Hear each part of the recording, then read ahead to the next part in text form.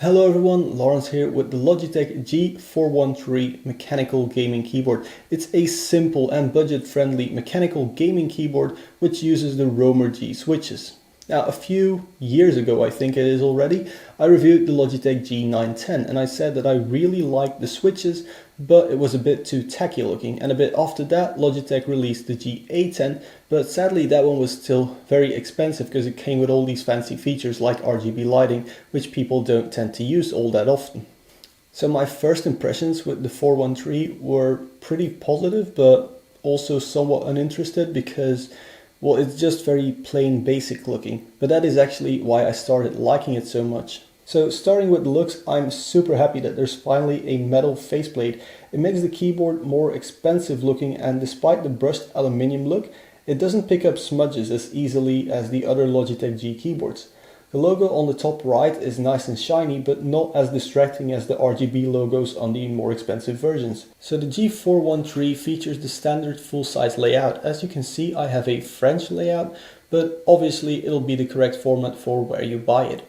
Now there are no dedicated macro or media buttons, and there isn't even a light for the numlock, but what you do get is a USB 2 pass-through and a function modifier key. There are some channels in the bottom for headphones and microphone cables, but they were a little bit too small for my headphone cable to fit through.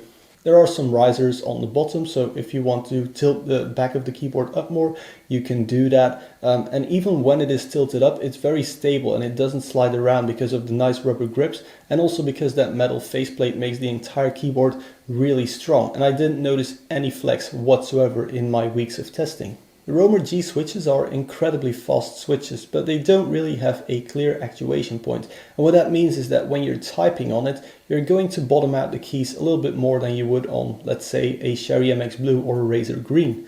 Now, while it is really nice to type on, obviously it says gaming keyboard on the box. So gaming is where this one really shines because the keys are so fast. You can really easily go to the actuation point. The keycap springs back right away, and you can press it again and again and again for those really important, really fast-paced games, like for example League of Legends, which I played a lot, where with some champions you have to just spam the buttons. Now, while it is marketed as a gaming keyboard, just look at it. I think it would not look out of place whatsoever in a more professional environment. However, you might want to be working alone if you're going to use this for work, because your colleagues won't really like how loud it is.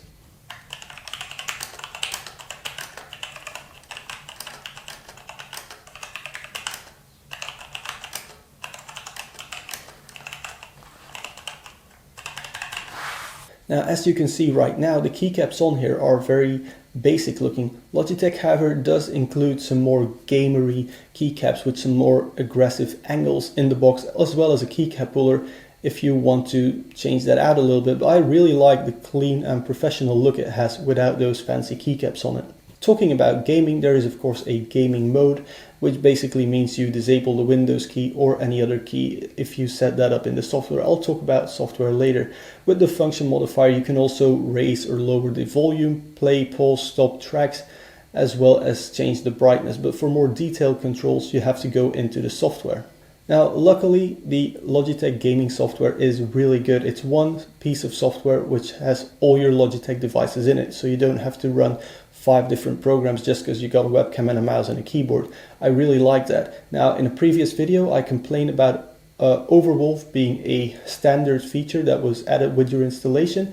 It's now an opt-in feature, so thumbs up to Logitech for that. So overall, software is great. In the software, you can set up the function keys to do whatever you want. You can only do macros on the function keys, not on all the other keys.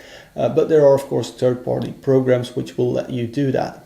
Also in the software, you can set up which other keys than the Windows key you want gaming mode to disable. You can turn on breathing effects and have more detailed control over the brightness settings.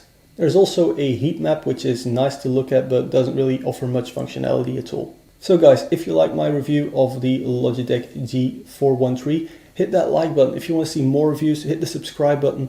And if you want to follow the channel more closely, there is Twitter, Facebook, Instagram, all that sort of stuff linked in the description below, along with a Patreon page in case you want to really support this channel, help me get better gear especially audio equipment is really expensive and I need all the help I can get with that. Anyway, guys, thank you very much for watching. I'll see you guys in the next one.